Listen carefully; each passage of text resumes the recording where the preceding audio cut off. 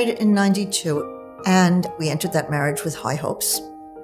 When I looked back on it later, I realized there were some warning signs there.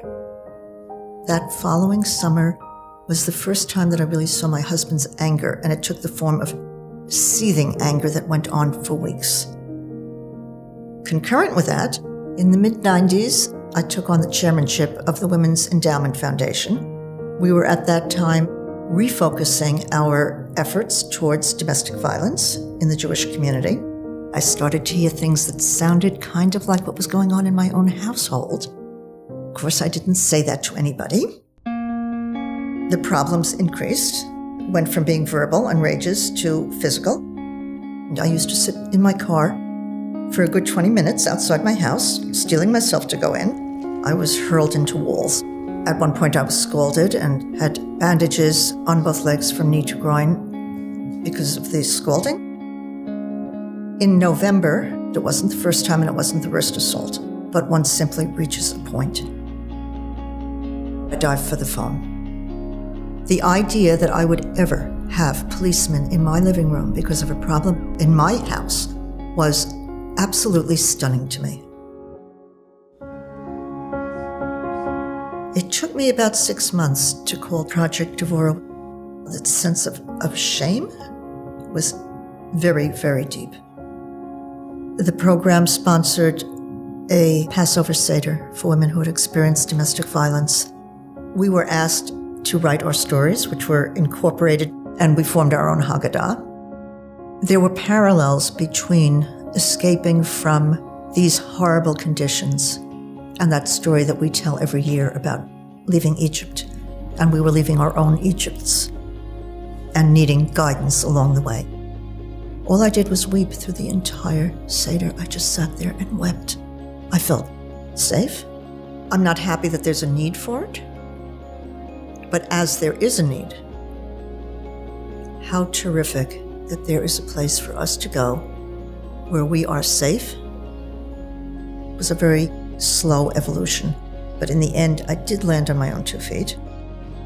It's a tremendous thing to know that you're safe in your own home, because I had not been for 7 years. I no longer sit outside in my car for 20 minutes. I just walk in like it was my home.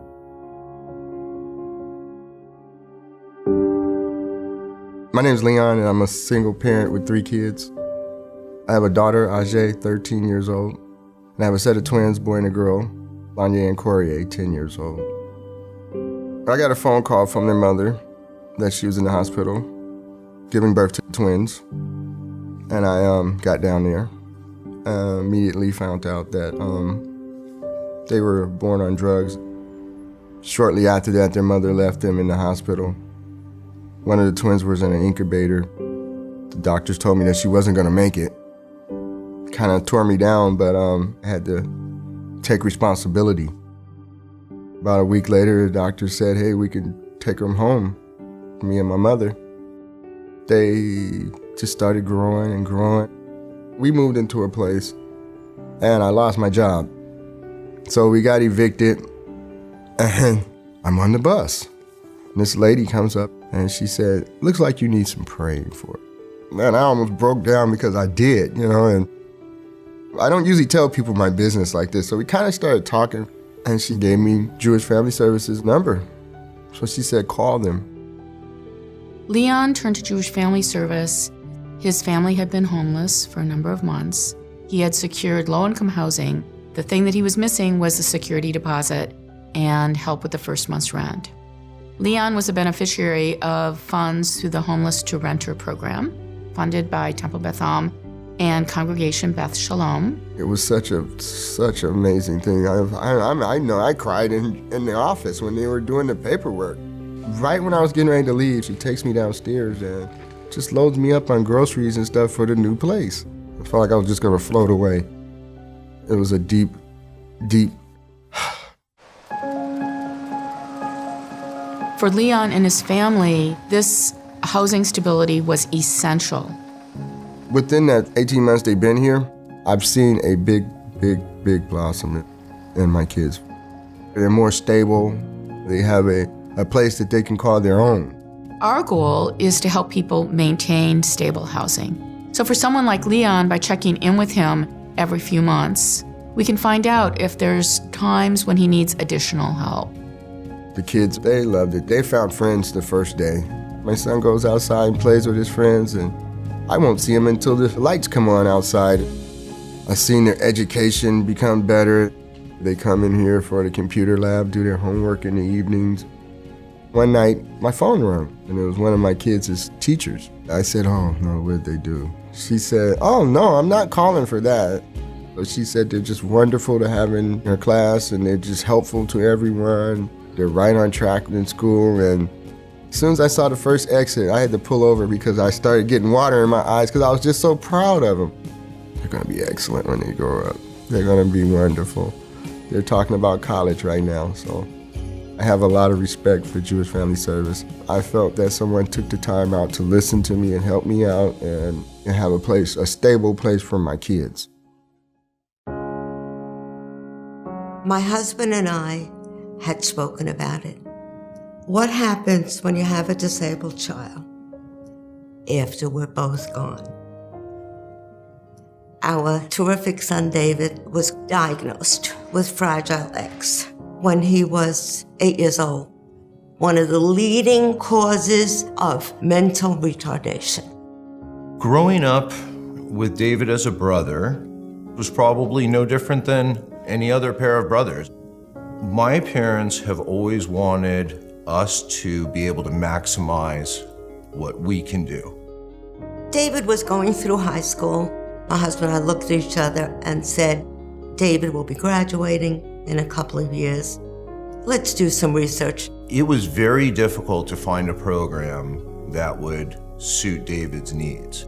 The absolute first requirement was that it be a Jewish place so that there would be a connection between David and us. And then we hear about JFS and we went to visit. It was terrific.